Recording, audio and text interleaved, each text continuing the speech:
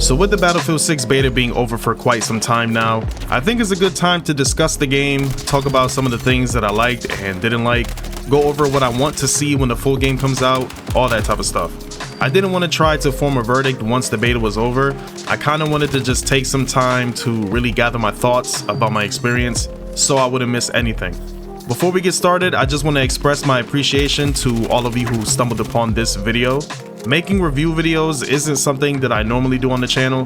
My usual focus is on the gameplay and showcasing some of my best moments, whether I'm playing solo or with my friends. If you are interested in that type of content and want to see more, feel free to subscribe to the channel. So with Battlefield 6, I want to start with the positives first, then move my way to the flaws that this game has, and then transition to my little wish list for what I want to see when the game comes out. So here we go. One of the biggest things that I want to give a huge highlight to in Battlefield 6 is the overall feeling and aesthetic of the game. In comparison to Battlefield 2042, this game is a huge improvement when it comes to the graphics, the immersion, and the atmosphere of playing a real military style FPS. There are no crazy specialists running around or wacky skins of any kind, and they don't plan on adding any as far as I'm concerned, which is nice to see. Now, normally something like this isn't that big of a deal when it comes to that. People are 50-50 on whether or not both should coexist or not, but I think it'll be refreshing for a modern style shooter to stay grounded in reality in terms of the style this time around, simply because of the fact that nowadays we don't get to see that as much anymore. Not every game needs to follow the Fortnite formula, and I think that Battlefield 6 is one of those games that doesn't need to. Next, I want to talk about the gunplay in this game, which to me is very important because first-person shooter games are only as good as the gunplay. And fortunately, this game has really good gunplay. For the most part, I've used majority of the weapons that this beta had to offer, and they were all easy and satisfying to use.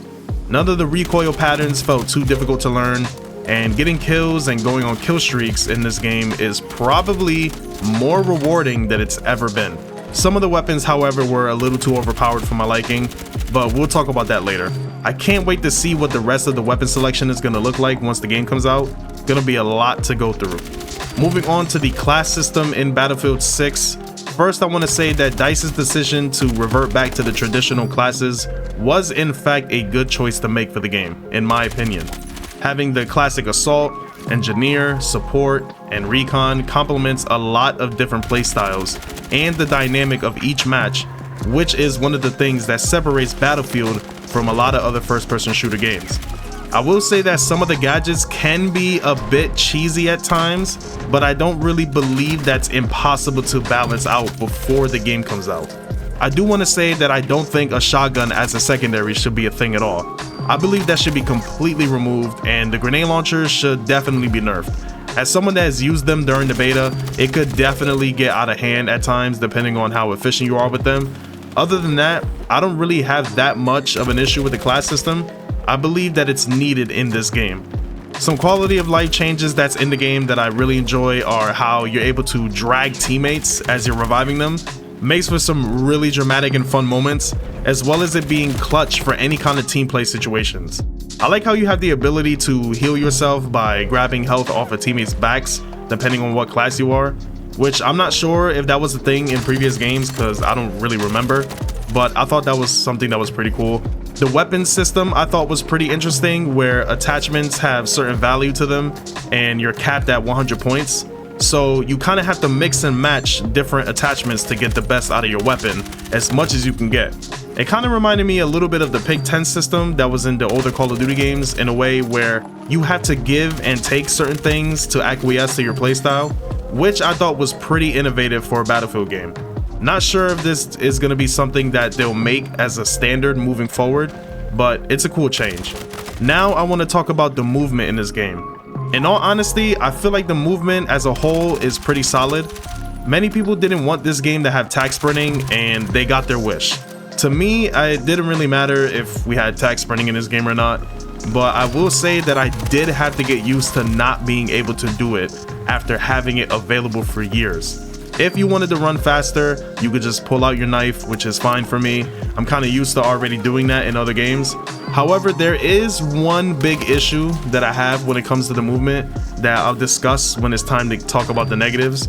But besides that, the movement is solid. It's not the greatest ever, but it's not the worst I've ever seen either. So now we're gonna start talking about some of the things that I thought were a bit concerning in the game that needs to be worked on. So I'm gonna start with the most obvious one that I think everyone can agree with me on. The shotgun is extremely overpowered, plain and simple. Not only is the shotgun overpowered, but it should not be listed as a gadget for the assault class. I honestly don't think that I've ever seen a weapon in any Battlefield game as broken as that shotgun. And the ability it has to take over games can be very frustrating due to the fact that the maps that we have access to were for the most part close to medium range when it comes to the gunfights. Luckily, the developers are aware of how strong it is, so I'm expecting to see a major nerf to the shotgun on launch. Next, the incendiary grenade launcher is also another problem. It has the ability to not only damage you over time because you're on fire, but the fact that it can also stun you if you're hit by it, and that is what makes it insane, at least to me. It's just too strong of a gadget, and because if you wanted to replace the shotgun, you can equip both grenade launchers and just do a stun and nade combo to a pool of enemies, which is very cheesy to me. I've gotten a lot of kills this way, don't get me wrong, but I don't believe having this ability to do this is good for the game at all. So that also needs to be fixed. The visibility in this game is something else that I also find concerning. Not sure if it's because of the maps, but there were definitely a lot of instances where I couldn't identify enemies depending on where they were positioned on the map, along with trying to look outside from being inside of a building. Not sure why, but there were times where it would be way too bright to see anything, especially if you're trying to shoot enemies on the other side of a building. Whatever visual effect that they were going for in this game needs to be changed in order for us to see enemies better. It's just plain and simple. Another feature that I feel like needs to be removed from this game is the sweet spots for snipers.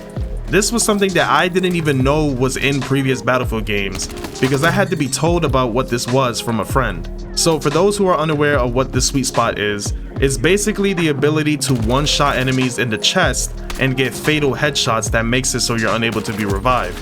If you want to know when the sweet spot is being activated, when you spot a sniper's glint from a distance, you'll notice that it'll be a different color than the normal white glint. I feel like this is a feature that is very unnecessary to the game and it should be automatically removed.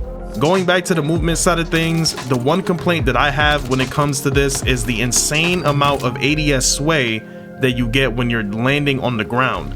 And this isn't just when you're jumping out of a window or anything like that. It even happens when you're standing on an object that's already on the ground. Jumping in this game is extremely punishing for reasons that I'm not sure why, but because of this and my force of habit, I have lost a lot of gunfights due to the ADS sway, and I feel like it's a big inconvenience. Not because I want to be the guy that's just jump shotting everywhere, but because it randomly happens on objects that I don't expect it to happen on.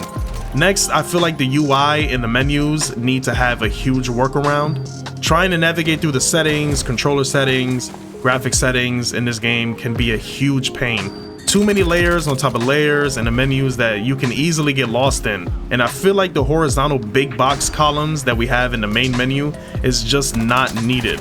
It needs to be easy on the eyes and easy to navigate because a lot of people will miss things that's essential for their experience because it's hidden underneath a menu under a menu. I noticed going into the second weekend that the net coding was really bad in comparison to the first. Not sure what happened, but when the beta circled back around, I started dying around corners a lot more as if I was playing XDefiant. Hopefully that gets fixed by the time the game launches, because if not, then this game will have a big problem. In terms of the maps and modes, I feel like some of the modes that I really loved in the previous games, such as Breakthrough and Rush, don't really play well in this game. And that kind of ties in because of the maps and the way that the objectives are structured and placed on the maps that we have. I feel like there was a lot of imbalances when it comes to this, to the point where Conquest is the only game mode that I would rather play, and I feel like that shouldn't be the reality. Hopefully they'll do some reworking when it comes to this, bring some sort of flow back into these game modes. And as far as the maps themselves, they're just decent to me. Not too amazing, not completely awful either. I'm probably in the minority when it comes to this, but Empire State was the map that I found the most enjoyment on, only when it came to playing Conquest. Any other mode on that map simply just does not work. Liberation Peak is a mixed bag for me. It can play really well or really bad depending on what's going on. I think out of all the maps, minus the rooftop exploit that's been going around, Siege of Cairo is probably the most consistent map out of all of them. What I'm hoping for is that maps that we haven't seen yet are better than these maps moving forward. Things that I hope to see on launch is what they're going to do with Portal. I'm hoping that whatever they have planned will turn out better than what we currently have in Battlefield 2042. I want certain game modes to stay permanently in the game, like Frontlines, Rush XXL, things like that. I don't like when game modes are available for a limited time and then just get taken away from us. It makes no sense to me. I'm looking forward to what other types of weapons we're going to get in the future. I'm hoping for a wide variety of different weapons, whether it's AKs, Uzis, the TAR, the FAMAS, UMP45s, MP5s, basically anything you can think of when it comes to modern shooters. Battlefield 6 is definitely a big step up from 2042 without question. I had a lot of fun playing this beta, and I actually kind of went overboard with how much content I've recorded. I still have footage that I'm currently working on putting out. This was probably the most playtime that I've ever put into a beta, so be sure to check out what I have on the way. With all of that being said, if I had to give this game a rating in its current state, my score would probably be a high 7 to an 8 out of 10. Battlefield 6 has the biggest chance to take over the FPS genre, and I hope that they deliver on October 10th. If you guys enjoyed the content and have any other things about the game that you want to add, if you want to agree or disagree with my assessment, feel free to leave it in the comments. I'll be sure to read them all to see everyone's perspective. Also be sure to leave a like on the video as it helps out the channel, and I'll catch you guys in the next one. And remember, no pre-orders. Peace.